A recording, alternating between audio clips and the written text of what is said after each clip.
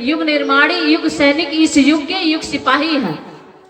और हाथ में संकल्प, होठों पर मुस्कान, माथे पे समकी बूंदे और लेके गुरु का नाम हम सभी निकलते हैं शांति कुंज हरिद्वार से गुरुदेव का ज्ञान प्रसाद बांटने के लिए। आज के युग की जो दवा है, आज के युग का जो इलाज है, आज जो परेशानी दिक्कत है, जो भ्रष्टाचार, अनाचार, दुराचार है, उन सब का एक ही इलाज है, गुरु ज्ञान अर्थात गायत्री मंत्र।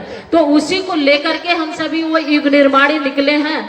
कमर कसे हम एक सिपाही गुरुवर की जय कहते हैं, कमर कसे हम एक सिपाही गुरुवर की जय कहते हैं। और धूप शीत वर्षा तप को हम हंसते हंसते सहते हैं। अपने गुरु को हृदय में धर के चले गुरु के पथ वाले, ये केसरिया बाना पहने हम निकले गुरु की मत वाले, हम निकले गुरु की मत वाले। और वो संकल्प लेकर के वहां से हम सभी शांति कुंज से निकलते हैं, चाहे भले ही रास्ते में कांटे मिले, चाहे पांव में छाले पड़े। संकल्प हम सबका एक ही लक्ष्य है, एक ही उद्देश्य है कि मनुष्य में देवत्व का जागरण और धरती पर स्वर का अवतरण। यदि यह संकल्प पूरा हो गया मेरे भाइयों बहनों, तो फिर धरती पर स्वर का अवतरण और मनुष्य में देवत्व के जागरण के बाद अपना भारत जो जगत गुरु आज अपनी दुर्दशा में जो पड़ा है, वो वापस आने में देर नहीं लगेगी। सोने की चिड़िया कहने वाला भारत सोने की चिड़िया ही नहीं, उससे भी आगे बढ़कर जाएगा। ये संकल्प लेकर इस लक्ष्य को पूरा करने के लिए हम सभी निकले हैं। कहते हैं जगत गुरु कहलाने वाला भारत, क्योंकि हम सभी का यही पर्व है, यही त्योहार है, यही गुरु का वाणी ही हम सभी का, गुरु का संदेश ही हम सभी का उद्देश्य है। हमारे जीवन का मकसद मात्र एक ही है कि गुरुदेव के संकल्पों को हम कैसे पूरा कर सके। विचार क्रांति अभियान सफल हो, यही हमारा पर्व है विश्वास अडिग हम सबका अपने गुरु पे गर्व है। युग निर्माण, समाज निर्माण, परिवार निर्माण होके रहेगा, ये महाकाल उद्घोष है। युग निर्माण, समाज निर्माण ये होके रहेगा, ये महाकाल उद्घोष है। और गुरुवर की विचार क्रांति जन जन में भरती दोष, जन जन में भरती जोश है। और दुष्प्रवृत्तियां दूर हटेगी, संस्कृत के हम रखवाले, केसरिया बाना पहने हम निकले गुरु की मत वाले। लोग कहते हैं कि इस तरह से युग परिवर्तन हो जाएगा, होगा मेरे भाइयों बहनों। क्यों? क्योंकि कोई व्यक्ति का ये संकल्प नहीं है, ये तो महाकाल का संकल्प है। इस विश्वास के साथ हम सभी गर्व से कहते हैं कि जगत गुरु कहलाने वाला भारत फिर से आएगा, जगत गुरु कहलाने वाला भारत फिर से आएगा। सभ्य समाज बनेगा, एक दिन स्वर्णिम ध्वज लहराएगा, सभ्य समाज बनेगा, एक दिन स्वर्णिम ध्वज लहराएगा। अपनी खोई गौरव गरिमा भारत वापस पाएगा, अपनी खोई गौरव गरिमा भारत वापस पाएगा। और सोने की चिड़िया ही नहीं, सोने का शेर कहलाएगा, सोने का शेर कहलाएगा। लक्ष्य प्राप्त हम करके रहेंगे, लक्ष्य प्राप्त हम करके रहेंगे, भले पाँव में हो छाले, केसरिया बाना पहने हम निकले गुरु की मत वाले। ना हम वक्ता, ना आचार्य, ना पंडा पुजारी हैं, युग सैनिक हम हैं गुरुवर के, हम तो युग निर्माणी हैं। कथा वाचन करके, दक्षिणा ले करके हम सभी जीवन यापन करने वाले नहीं हैं, अपितु समय दान करके गुरुदेव के कार्य को करके अपने जीवन को धन्य बना रहे हैं। और गुरुदेव ने अब भगवान की कृपा से कहीं आज तक अगर ऐसा भी हुआ कि कथा हम कराना चाहते हैं लेकिन हमारे पास पैसा नहीं है, तो इतना भी परमात्मा की कृपा से है कि चलो अपने भाड़ा लगा करके कथा कर दे। और 15 साल हो गया आपके इस क्षेत्र में कथा करते हुए, लेकिन आज तक समाधि पर संकल्प लिया हाथ में गंगा जल लेकर के कि 3 दिन भूखा रह जाए, फिर भी कथा का एक चवन्नी भी हाथ से टच नहीं करते हैं। यही कारण है कि यहाँ चढ़ावा नहीं चढ़ाया जाता है, जो भी आया दान पेटी में डालिए। तो मेरे भाइयों बहनों, अपना थोड़ा सा परिचय देते हुए आइए आगे बढ़ते हैं। द्वितीय दिवस में कथा का महात्मा, शांति कुंज हरिद्वार का परिचय और प्रज्ञा पुराण का परिचय देते हुए, प्रज्ञा पुराण का भी कि 18 पुराण थे तो 19वां प्रज्ञा पुराण क्यों रचा गया? इसलिए कि परम पूज्य गुरुदेव हमारे वैद्य हैं और आज के जो जितने रोगी हैं उनके नब्ज को टटोला और टटोलने के बाद देखा कि इनको रोग क्या है, तो जब जो रोग पाया उसके अनुसार ये दवा दिया है प्रज्ञा पुराण का। ये रोग के अनुसार हमारे वैद्य ने दवा दिया है। आज अगर हड्डी टूट जाए, कान में दर्द की दवा डालो तो वो काम नहीं करेगी। तो मेरे भाइयों बहनों, आप कहेंगे गीता है, रामायण है, ये सब चीजें क्या दवा नहीं है? लेकिन गोस्वामी तुलसीदास जी ने जब रामचरितमानस लिखा संवत 1631 नवमी भौमी बार मधुमासा अवधपुरी यह चरित प्रकाशा, और जब ये संवत 1631 में उन्होंने रामचरितमानस लिखा तो उस समय जो आज का रोग है ना, तब वो रोग ही नहीं था, तो उसने उसकी दवाई नहीं लिखी। उस समय ना भूड हत्या था, ना दहेज हत्या था, ना फैशन परस्ती थी, ना अपनी संस्कृति को रौदने वाले मांस मदिरा मैथुन वाले थे। आज ये विकृतियां हैं। उस समय ना शुगर था, ना डायबिटीज था, ना उस समय हाइपरटेंशन था, ना बीपी था, ना एड्स था, ना कैंसर था, ना स्वाइन फ्लू था।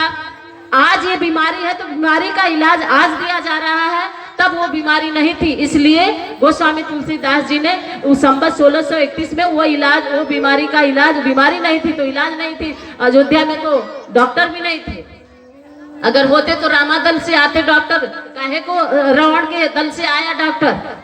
तो आज की जो बीमारी है उसके अनुसार हर युग में हमारे ऋषियों ने रिसर्च किया, सर्च किया कि आज की समस्या का समाधान कैसे होगा। इसलिए 18 पुराण के साथ ये 19वां पुराण पूज्य गुरुदेव ने आज के अनुसार, रोगा अनुसार ये इलाज दिया। प्रज्ञा पुराण के परिचय के बाद द्वितीय दिवस में हम लोगों ने प्रवेश किया, तो उसमें गुरु गायत्री पर विशेष रूप से चर्चा, मानवता धर्म कर्म पर विशेष रूप से चर्चा हुई, जिसमें बताया गया गुरुदेव को प्रज्ञा अवतार के रूप में धराधाम पर आए।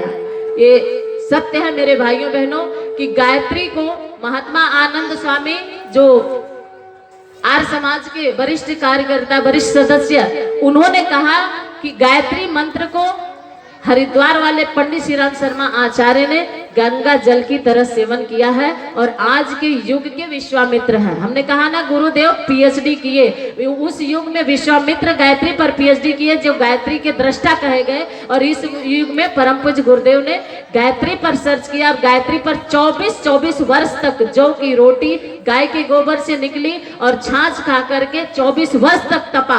और गायत्री मंत्र वेद का मंत्र, बहुत सॉलिड मंत्र, हर किसी के गले उतरने के लायक नहीं था, लेकिन परम पूज्य गुरुदेव ने इस पर इतना तपे कि तपा कर उस सॉलिड मंत्र को इतना तरल बना दिया, इतना सरल बना दिया कि आज शिक्षित अशिक्षित हर किसी के गले उतरने के लायक बना दिया। धरती पर ऐसा कोई संत नहीं आया जो पूज्य गुरुदेव की तरह से गायत्री महामंत्र पर इतना तपा 24 वर्ष तक। इसलिए कहते हैं कि गुरुदेव प्रज्ञावतार बनकर धराधाम पर आए। और किस लिए आए? भगत भजन के माध्यम से आप लोगों को बताया गया कि दुनिया के दुख मिटाने को गुरुदेव जी प्रज्ञा अवतार लिए। ऐसी गुरु सत्ता जिसका परिचय, जिसका इंट्रोडक्शन कराने के लिए किसी के पास शब्द नहीं है। नमक के बोरा से कह दो कि समुद्र की गहराई को नाप दो तो कुछ ही दूर जाते जाते गल जाएगा, लेकिन गहराई को नहीं नाप पाएगा। ऐसे विराट सत्ता का कोई परिचय, ऐसे विराट सत्ता के कोई महानता बताने के लिए शब्द नहीं है। गोस्वामी तुलसीदास जी, कबीर दास जी, सबने गुरु के बारे में लिखा है कि गुरु की महिमा का गुणगान कोई नहीं कर सकता। ऐसी सत्ता के बीच आज आप सभी लोग जो बैठे हैं, कोई साधारण व्यक्ति नहीं, एक महाशक्ति मेरे भाइयों बहनों। आइए गुरु का परिचय कराते कराते हम सभी गायत्री पर थोड़ी सी चर्चा हुई। जो गायत्री हमारे जीवन के लिए, जिसमें आप लोगों को दोनों पक्ष बताया गया, आध्यात्मिक और वैज्ञानिक दोनों पक्ष पर चर्चा हुई। विज्ञान भी आज गायत्री को मान रहा है। गायत्री उपासना सबके लिए आज अनिवार्य बताई गई है। वर्तमान ऋषियों ने भी इसे माना, वर्तमान संतों ने भी इसे माना, महापुरुषों ने भी इसे किया, और यहाँ तक राम कृष्ण भगवान तक इन्हें, राम और कृष्ण तक इन्हें ने गायत्री मंत्र को जपा। हनुमान भगवान सबने गायत्री मंत्र को जपा। और गायत्री महामंत्र आज के युग का, सभी समस्याओं का, सभी रोगों का औषधि है। अब विज्ञान भी इसे मान लेगा। एम्स हॉस्पिटल में जब सर्च हुआ तो इसे औषधि माना गया। और मेरे भाइयों बहनों, आज व्यक्ति का विचार बदल गया है, और विचारों को परिवर्तन करने की शक्ति अगर है तो गायत्री महामंत्र में। आज व्यक्ति अपने जीवन में अज्ञान से ग्रसित ही सारे भ्रष्टाचार, दुराचार फैला रहा है, और अज्ञान को हरण करने का महामंत्र है गायत्री महामंत्र। इसलिए सबके लिए अनिवार्य है। अज्ञान, अभाव, अतृप्ति, आसक्ति, बस यही 3 कारण है जो आज पूरे समाज में भ्रष्टाचार, दुराचार की आंधी बह रही है। और इन तीनों का नाश करने की शक्ति जो है वो गायत्री महामंत्र में है। इसलिए गायत्री मंत्र सबके लिए अनिवार्य बताया गया। गायत्री पर चर्चा करते हुए, आज व्यक्ति की अज्ञानता ही है।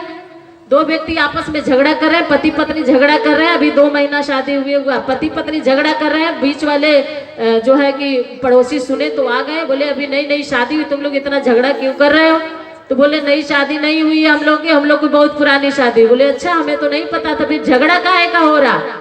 तो बोले झगड़ा इसलिए हो रहा कि ये कह रहे हैं कि बेटा होगा तो डॉक्टर बनेगा, मैं कह रही हूँ बेटा होगा तो इंजीनियर बनेगा। तो पति कह रहा है नहीं डॉक्टर बनेगा, पत्नी कह रही नहीं इंजीनियर बनेगा। अब इस दोनों में झगड़े में लड़ाई शुरू हो गई, और लड़ाई इतनी बढ़ गई कि पड़ोसी आ गए। तो पड़ोस में एक बुजुर्ग बाबूजी आए, तो कहने लगे एक काम करो, तुम लोग इतना लड़ाई मत करो, तो पहले अपने बेटे को बुलाओ, उससे पूछा जाए तुम क्या बनोगे।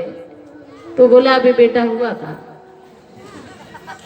ऐसे अज्ञानता से ही आज हमारे घर में, परिवार में, समाज में ये लड़ाई, ये झगड़ा और ये जितने भी विकृतियां फैली है मात्र अज्ञानता के कारण। और ये अज्ञानता हर किसी के जीवन में है और हर किसी के लिए, इसीलिए गायत्री महामंत्र अनिवार्य बताया गया। मेरे भाइयों बहनों, गायत्री मंत्र की उपासना को वेदों पुराणों में भी एक स्वर में कहा गया कि बिना गायत्री मंत्र की उपासना के आपका हृदय निर्मल नहीं होता। हृदय निर्मल नहीं होगा तो भगवान की प्राप्ति नहीं होगी। इसलिए गायत्री मंत्र आप सबके लिए अनिवार्य किया गया।